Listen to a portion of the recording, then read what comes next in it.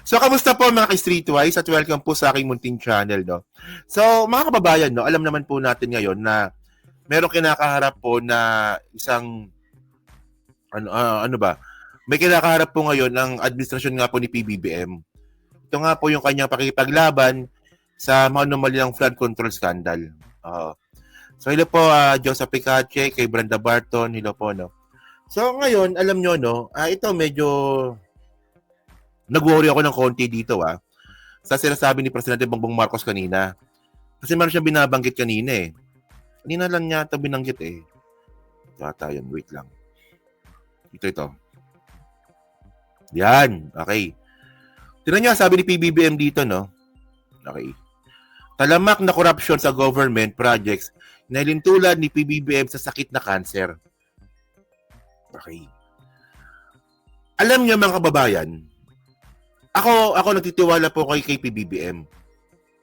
No, nagtitiwala po ako sa kanya. No, at syempre, siya po yung presidente na nag-expose ng manumalyang flood control project po na to. Pero ngayon, ang gustong ipakita ni Presidente Bongbong Marcos dito mga kababayan, hindi po madali itong laban na to. No? Kasi tulad din na po ito eh. Ngayon nakikita na po ni Presidente Bongbong Marcos na mahirap kalaban tong pinasok niya. Matinding laban tong pinasok niya. Alam niyo kung bakit? 'Di ba? Kasi po tulad niya na po sa cancer. Tandaan niyo mga kababayan. Yung cancer po by stage, ang cancer. So anong klaseng cancer? Stage 1 na ba ito? Stage 2? Stage 3? End stage na ba tayo ng cancer?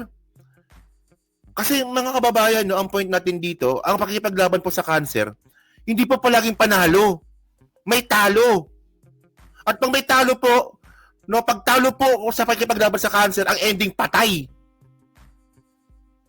Gets niyo yung point ko mga kababayan? So ano bang gusto ko sabihin dito? Pag natalo po si PBBM dito sa laban po na to, hindi naman siya patay, di ba? Malamang patay ang political career po ni Marcos. Sigurado po yan kasi tingnan ninyo lahat ng mga nangyayari po na yan, na flood control project, pag siya po natalo dito sa laban na to, dito sa cancer po na to, ang balik nito sa kanya. Wala ka pala weak leader ka talaga. Ganyan mangyayari dyan. Expose mo, di mo pala kayang labanan. Sana hindi ka na lang nagsalita. Ang pinaka worst case scenario dito mga kababayan, wala ka pala expose mo, ikaw pala yung mastermind. Di ba? So, tingnan ninyo alam naman po natin no na itong kalaban po natin ngayon dito, hindi lang naman to basta-basta mga district engineer, mga secretaries. Hindi po mga mas po na posisyon sa gobyerno tong mga to Mga congressman at mga senador po ito. Sa kanila po nangyayari po 'yan.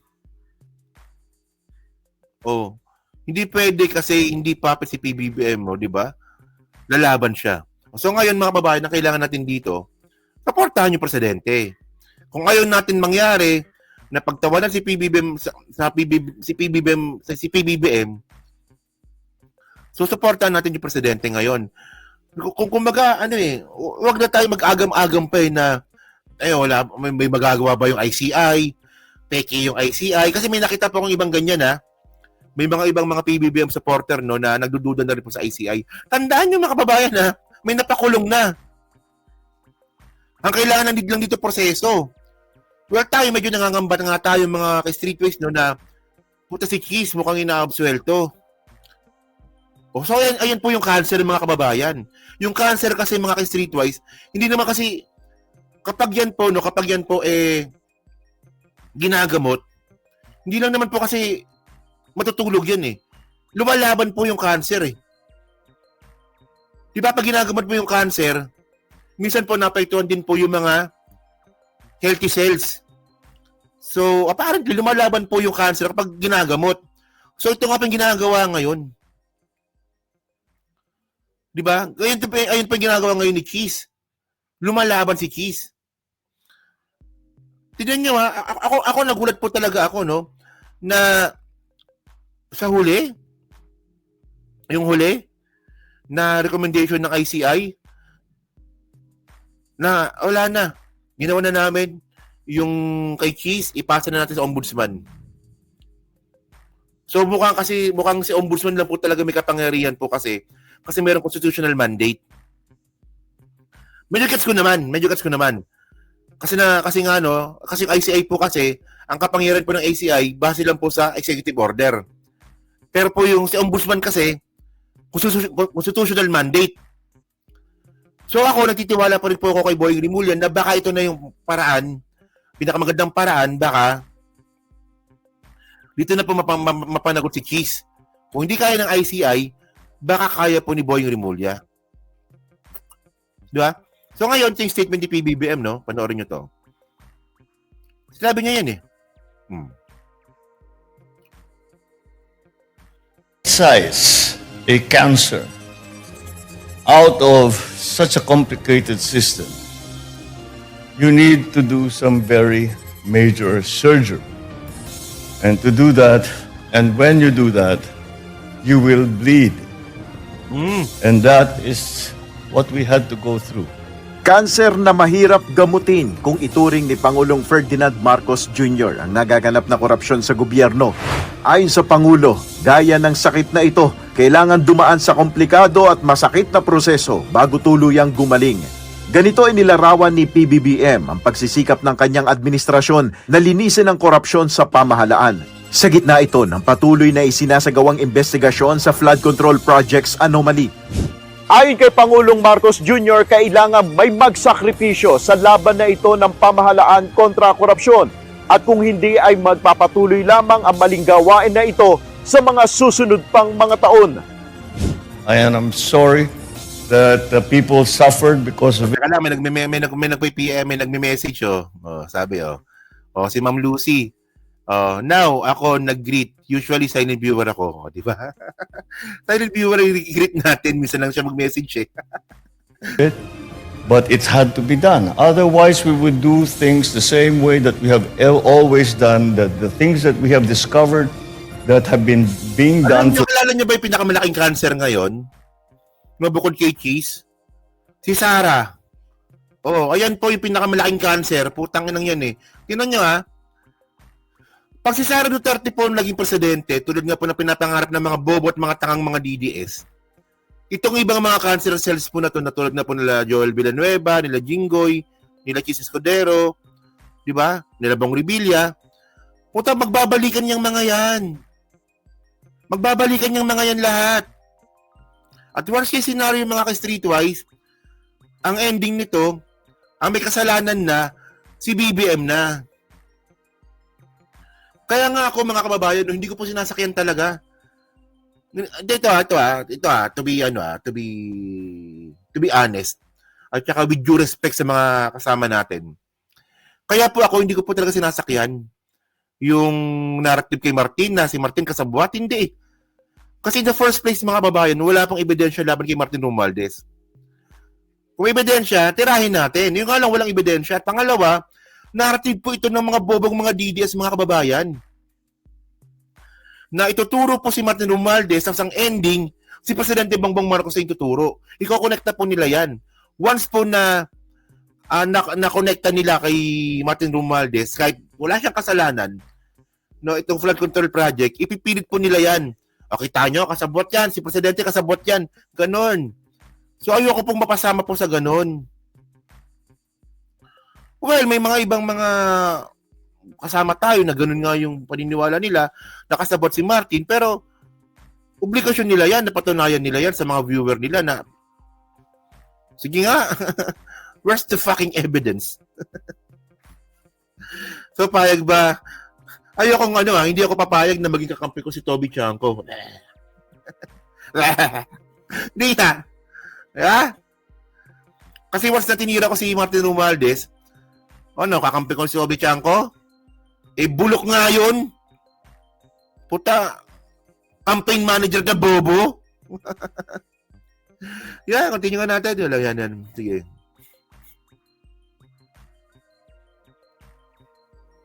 Otherwise, we would do things the same way that we have always done, that the things that we have discovered that have been being done for the last 3 decades will just continue. Binigyan diin ni PBBM, kailangang harapin ang mahirap na hamon na ito. So, we have to go through that pain, go through the difficulty, go through the anguish that Ayan, the country is going. Ito si Presidente na may sabi, kung tayo ay may agam-agam, kung meron tayong mga ngayon ay medyo parang, teka lang, may mangyayari ba talaga? Huwag po tayo mawalan ng pag-asa. Kasi po, talagang dadaan po talaga tayo sa mga ganyan. Bago natin makuha, sabi niya yan bago natin makuha yung pinaka-minimiti po nating katarungan sa mga nangyari po na yan, sa flood control scandal na yan, kailangan muna tayo makaramdam ng sakit.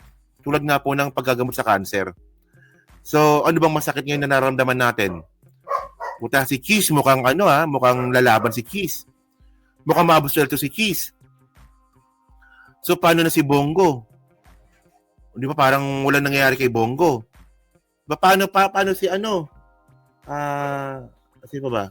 Si Toby Chanko, kakampi ba o kalaban ba yung buwaka ng ina yan? Kalaban yan eh. Di ba? So ako naniniwala ako na kahit paano sa puso natin, may konting agam-agam tayo. Pero sabi ni PBBM, wag. Kasi parang cancer lang yan. Kailangan natin duman sa sakit bago to gamutin. So, ang point natin dito, samahan natin yung presidente hanggang matapos to. Patapusin natin yung termino ni PBBM na meron siyang legasiya. So ano yung legasiya? Mapanagot po itong mga tao po na to. Di ba? Going through now. But we're Filipinos. We may be bleeding now, but we will also heal very, very quickly. Nangako ang Pangulo na sa natitirang ilang taon ng kanyang administrasyon, patuloy ang kanyang kampanya laban sa korupsyon. Magtatrabahoan niya sila ng 24/7 o walang tigil. Naniniwala si PBBM na makakamtan ang ninanasang matigil ang korupsyon sa pamahalaan. We know what we're doing, and we will continue this campaign against corruption. We can continue our campaign on this abuse and this entitlement that has shocked everyone, myself included. Nel Maribuho, UNTV News and Rescue, Diyos ang aming sandigan, serbisyo. Okay, no? So, actually, no, mukhang isa pa pala. Okay. Isa rin po sa mga sinasabi nga rin pala ni PBBM na kailangan natin dumaan sa sakit, no? Kailangan mo na masaktan. Isa rin po sa naapektuhan po ngayon yung trust rating niya. Nakita niyo, di ba? Ngayon, merong bagong pauso ngayon yung mga survey firms, mga kababayan, na yung trust rating daw po ni PBBM, ito daw po yung pinakamababa sa history mula nung naging presidente po siya. Well, ako naman po, di naman po ako naniniwala po dyan. Pero kung magtatanggupay po si Presidente Bongbong Marcos dito sa kanya pakikipaglaban sa manumalyang flood control project, hindi na po epekto yung ganyan mga klase mga fake news po ng mga survey firms. O for example, ganito. Kapag si PBBM po naging palpak po dito, no, sa pakikipaglaban po sa korupsyon. Ngayon, pag sinabi po ng mga survey firms po na yan, na ito ang pinaka-worst na rating ni PBBM, maniniwala po yung mga tao. Di ba? Kasi tandaan nyo po yung mga survey firms po na yan, hindi naman totoo yan eh. Propaganda po yan. No. Pero mga ka-streetways, no, pag nagtagumpay po si Presidente Bongbong Marcos na mayroon siya napakulong ng mga senador, may mga nakasuhan nga po na matataas na tao, ngayon pag sinabi po ng survey firms na bumaba pa rin po yung trust rating ni PBBM, walang maniniwala. Nakuha niyo yung point ko, walang maniniwala. Oh, diba sisira pa yung credibility ng mga survey firms po na yan. Oh, kasi, di ba? Oh, paano bababa yung trust rating niya? Napakulong niya na nga yung mga magnanakaw. Oh, kaya napaka-importante yung mga ka-streetways, no? Na kailangan magtagumpay ng presidente dito. Kasi lahat po, no, babalik po sa kanya to. Maniwala po kayo sa hindi. Babalik sa kanya to. kung ano man ang mangyayari dito, no, babalik sa kanya to. Kung maganda po yung naging resulta nito, babalik sa kanya yan. Kung sino man yung endorso ni PBBM sa 2028, malaki po yung chance ang manalo. Pero mga kababayan, pag si PBBM pa pumalpak dito, babalik din po sa kanya ito. Kung sino man yung itatas na kami ni PBBM, baka wala na siyang makuha. Tignan nyo ha, kapag pumalpak mo si PBBM dito, no, kung sino man yung itatas na kami ni PBBM sa 2028, baka matalo pa. Oh. Baka yung endorser nyo lang dito si Bongo. Well, wag naman sana. Di ba? Wag naman sana. Ang importante mga kababayan, tama yan, tama si Ang importante dito, may makulong na senador. Ayun lang yun. May makulong na senador. Ayun ang importante dito. May mapakulong lang siyang senador, okay na. Oo. At ako, naniniwala po ako na mangyayari po yan. So, ang kailangan lang natin dito, pagkatiwalaan lang po natin yung presidente natin. Carry yan. Kapit kami tayo, sabay-sabay po tayo. Makakasama tayo lahat dito. Oo. Di ba?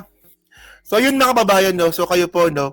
Ano masabi nyo nga po dito sa statement nga po ni PBBM? Actually, ito yung pinakamagandang way na sabihin ni presidente na mahirap tong laban na to.